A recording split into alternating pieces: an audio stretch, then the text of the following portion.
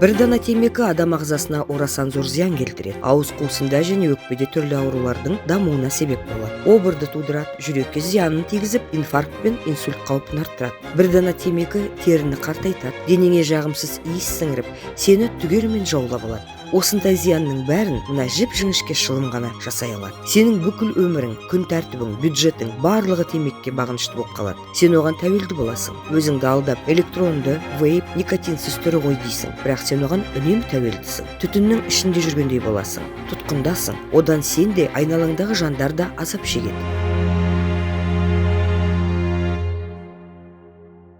Темеки шегүүдү догаруга болот. Алдымен себеп болатындай бирдене издеп тап, дарыгерге, не психологка бар. Жаман адетиңди жакшы адетке алмастыр. Элдин азырганына көнбө, өзүңө сөзүң жүретинин көрсөт. Темеки шегүүдөн бас тартып, башкаларга осы жайында айт.